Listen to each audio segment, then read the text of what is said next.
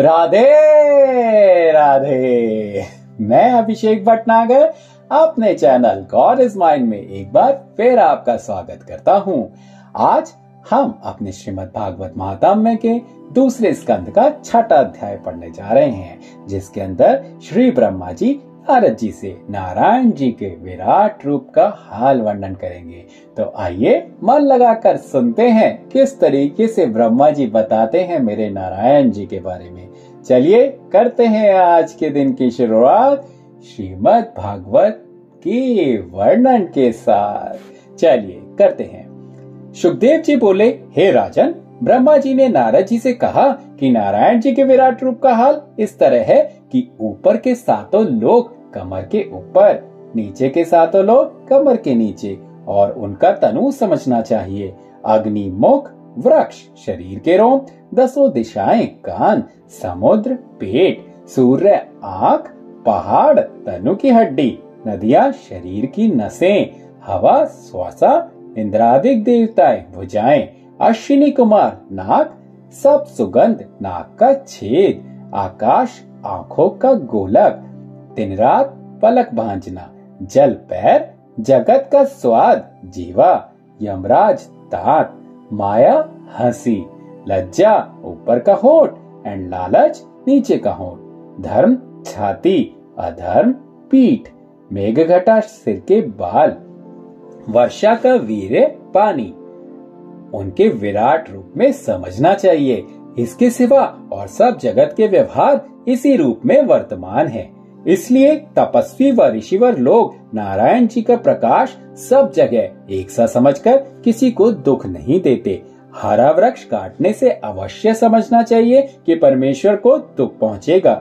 संसार में हानि लाभ, यश अपयश, दुख सुख परमेश्वर की इच्छा से होता है। जो कुछ श्राद्धादिक में पितरों के नाम और यज्ञादिक में देवताओं के नाम पर संसारी जीव देते हैं, वह उसी परमेश्वर को पहुंचता है। जड़ और चैतन्य सब जीवों के उत्पन्न, पालन व नाश करने वाले वही अविनाशी पुरुष हैं। उन पर कोई दूसरा मालिक नहीं है। हे नारद, जब मुझे संसार के रचने की आज्ञा मिली, तब मैंने नारायण जी की दया और कृपा से दक्ष प्रजापति को उत्पन्न किया। उससे बहुत मनुष्य हुए। उन्हीं नारायण जी के चरणों का ध्यान अपने हृदय में रखने से मुझे संसार रचने की सामर्थ्य है। वही परमेश्वर आदि मध्य व अंत में सदा एक तरह रहता है, घटने और बढ़ने व पुराने होने से रहित है। कोई संसारी वस्तु उनके रूप से बाहर नहीं है और बुद्धि इतनी सामर्थ्य नहीं रखती जो उनकी स्तुति कर सके। नारायण जी ने अपनी इच्छा से लीला करने और संसारी जीवों को भवसागर पार उतारने के वास्ते मृत्युलोक में 24 अवतार धारण किए हैं। मनुष्य को चाहिए कि सदा उन अवतारों की लीला की चर्चा करे और परमेश्वर के ध्यान में तथा उनके नाम का स्मरण करने में लीन रहे। तब उनका अंतःकरण व शुद्ध व पवित्र होकर उसमें परमेश्वर का प्रकाश चमके और आवागमन से छूटकर भवसागर पार उतर जाए। देखो, उन्हीं परमेश्वर का भजन व स्मरण करने के प्रताप से ऋषिवर लोग जो कुछ किसी को शाप या आशीर्वाद देते हैं, वह बात उसी समय हो जाती है। ऋषिवर व महात्मा लोग मुझसे वेदादिक सीखकर संसार में प्रकट करते हैं। परमेश्वर के वरदान से मेरा वचन झूठा नहीं होता, मेरा मन पाप की तरफ नहीं जाता, मेरी इंद्रियां अधर्म की चाहना नहीं करती। उसी परमेश्वर का ध्यान करने से ये 3 गुण मुझ में प्रकट हुए हैं। परमेश्वर ने मनुष्य के सब अंग एक एक देवता को सौंप दिए हैं, सो सब देवताओं का एक एक रूप अपने लोक में रहता है और उनका प्रकाश सूर्य के समान जिस तरह पानी से भरे बर्तनों में पड़ता है, उसी तरह सब जीवों के तनु में समझना चाहिए। तीसरा, उनका प्रकाश देव मंदिरों में मूर्ति में रहता है। सूर्य के प्रकाश व चंद्रमा की किरणें पड़ने से सोना व चांदी व तांबा आदि की खानी जगत में प्रकट होती हैं। जो पाप व अधर्म मनुष्य से होते हैं, उनके प्रायश्चित धर्म शास्त्र में लिखे हैं। यह सब हाल कहकर ब्रह्मा जी ने श्रीमद् भागवत के जो 4 मूल श्लोक नारायण जी के मुखारविंद से सुने थे, वह चारों श्लोक नारद जी से कहकर बोले, हे नारद, वह परब्रह्म परमेश्वर निरंकार रूप किसी के देखने में नहीं आते। उनको कोई हाथ से पकड़ नहीं सकता। किसी में ऐसी सामर्थ्य नहीं है जो उनके सब अवतारों का हाल वर्णन कर सके, क्योंकि सब जीवों में उन्हीं की ज्योति का प्रकाश है।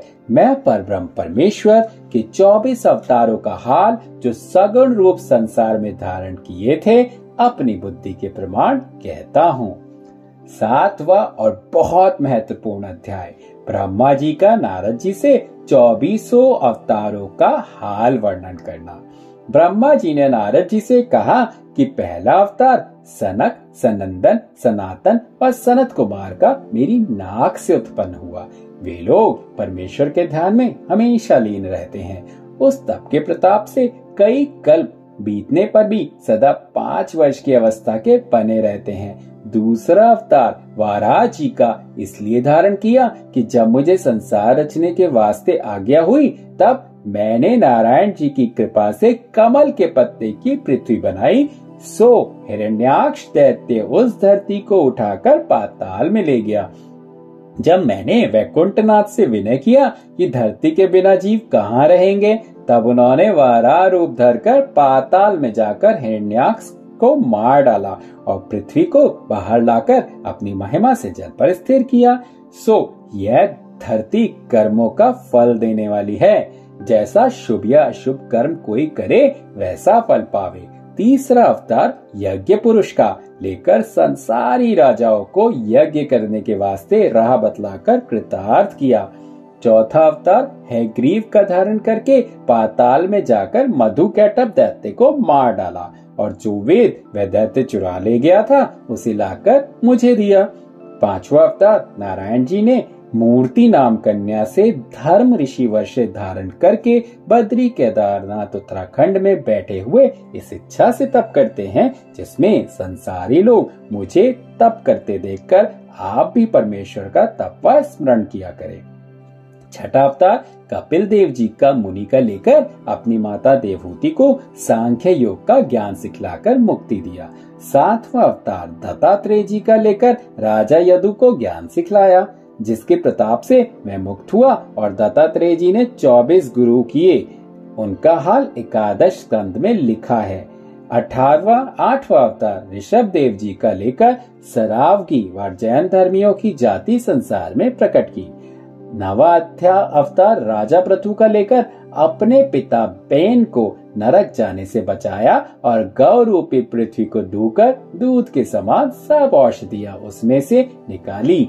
पहाड़ों को जो जगह जगह पृथ्वी छेके थे, उठाकर उत्तराखंड में रख दिया। पृथ्वी संसारी जीवों के रहने के वास्ते खाली करके नगर व गांव बसाए। 10वां मत्स्य अवतार लेकर राजा सत्यव्रत को प्रलय का तमाशा दिखलाया।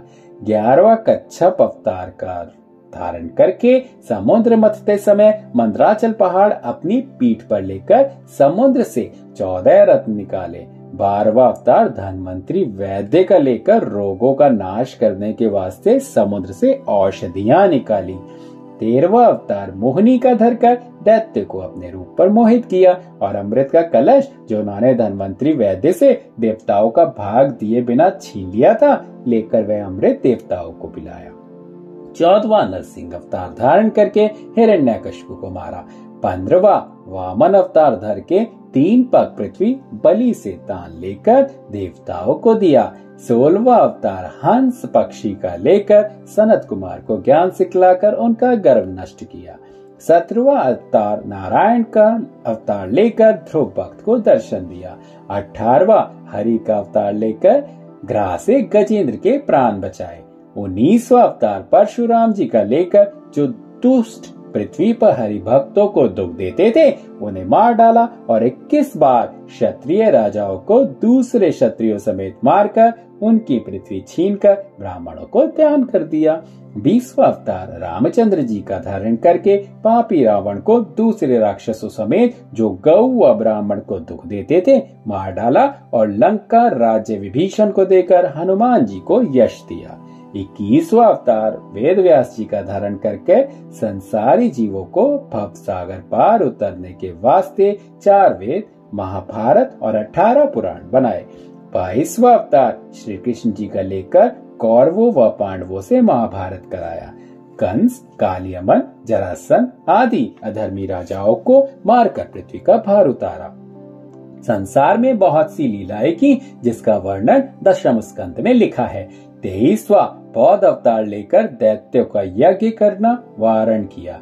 कलयुग के अंत में 24वां कलंकी अवतार धारण करके तलवार हाथ में लिए हुए नीले घोड़े पर सवार होकर अधर्मी व पापी लोगों को मारेंगे और सतयुग का कर्म संसार में आरंभ करके धर्म की वृद्धि करेंगे। हे नारद, 24 अवतार का हाल अपनी बुद्धि के अनुसार हमने तुमसे कहा। जो अज्ञानी मनुष्य परमेश्वर की अच्छी तरह ना जानता हो, उसे ज्ञान प्राप्त करने और मुक्ति पाने के लिए इन सब अवतारों की कथा व लीला अवश्य सुनना चाहिए। जो अज्ञानी मनुष्य सब जीवों में परमेश्वर का प्रकाश एक साथ देखता हो, उसे ब्रह्म ज्ञानी जानकर जीवोन्मुक्त समझना उचित है। नारद, मैं ब्रह्मा संसार की रचना करता हूँ, विष्णु जी सब जीवों का पालन करते हैं और महादेव जी सबका नाश करते हैं। ये तीनों अवतार भी नारायण जी के हैं। वे सारा संसार परमेश्वर की माया से स्त्री, लड़के और द्रव्य रूप महाजाल में फंसा रहता है। जिस मनुष्य पर नारायण जी की बड़ी कृपा करते हैं, वह सत्संग करके इस माया जाल से छूट सकता है, नहीं तो संसार रूपी जाल से छूटना बहुत कठिन समझो। इस महाजाल से छूटने के वास्ते पर ब्रह्म परमेश्वर का भजन व उनके नाम का स्मरण और उनके अवतारों की लीला और कथा सुनने के सिवा दूसरा कुछ उपाय नहीं है। अवतारों की लीला चारों वर्णों को सुनना चाहिए। श्रीमद् भागवत के तत्व ज्ञान के 4 श्लोक जो हमने नारायण जी से सुने थे, सो तुमसे कहे। उन्हीं परमेश्वर का भजन व स्मरण करने से तुम्हारे में भी सब गुण प्रकट होंगे। हे नारद, कई बेर मेरे जैसे ब्रह्मा व तुम जैसे नारद संसार में उत्पन्न हो चुके हैं। इसका हाल पर ब्रह्म परमेश्वर के सिवा दूसरा कोई नहीं जानता। प्रत्येक कल्प में सब जीव अपने कर्मानुसार फिर जन्म पाते हैं। जिस देश में देवस्थान नहीं होता, परमेश्वर की कथा नहीं होती और जिस घर में कोई यज्ञ और होम नहीं होता, वहाँ कलयुग का वास अधिक होता है। वहाँ के मनुष्य क्रोध, लोभ और अहंकार में भरे रहते हैं। यही क्रोधाधिक पाप की जड़ है और मनुष्यों से अनेक प्रकार के अधर्म कराते हैं। परमेश्वर की माया को महादेव जी, दक्ष प्रजापति देवता, सनकादिक, भृगु ऋषिवर, प्रहलाद, राजा बलि, अम्बरीश और प्राचीन ब्रह्म ऋषि आदि थोड़ा सा जानते हैं। जिस जीव को अहंकार नहीं होता, वही परमेश्वर की माया से छूटकर भव सागर पार उतर जाता है। जो लोग हरि भक्त होते हैं और परमेश्वर के शरण में रहते हैं, उन पर माया का कुछ वश नहीं चलता। नारद जी नारायण जी का यह प्रताप ब्रह्मा जी से सुनकर बहुत प्रसन्न हुए और वीणा बजाते व परमेश्वर का गुण गाते हुए चले गए। तो यहाँ समाप्त होता है हमारा 7वां अध्याय। कल हम आपको 8वां अध्याय बताएंगे, जिसमें राजा परीक्षित का श्री सुखदेव जी से धर्म, वेद, पुराण, योगाभ्यास आदि का हाल पूछना होगा और उसके अलावा ब्रह्मा जी के उत्पन्न होने और उनसे श्रीमद् भागवत के मूल 4 श्लोक नारायण जी के कहने का हाल सुखदेव जी का परीक्षित से कहना होगा। तो कल का अध्याय भी बहुत महत्वपूर्ण होगा, जिसमें हमें ब्रह्मा जी के उत्पत्ति पता चलेगी कि किस तरीके से हमारे को उत्पन्न करने वाले ब्रह्मा जी की उत्पत्ति हुई थी। तो ये तो बहुत ही ज्यादा रोचक होगा और ये सब सुनने के लिए आपको मेरे चैनल को सब्सक्राइब करना बहुत जरूरी है, क्योंकि यदि आप उसे सब्सक्राइब कर देंगे तो हर रोज सुबह 8 बजे आपको पता चल जाएगा कि आज का अध्याय विस्तृत करने के लिए मैं आ चुका हूँ। तो कृपया करें मेरे चैनल को सब्सक्राइब और करते हैं आज की दिनचर्या की शुरुआत राधे राधे के साथ। राधे राधे।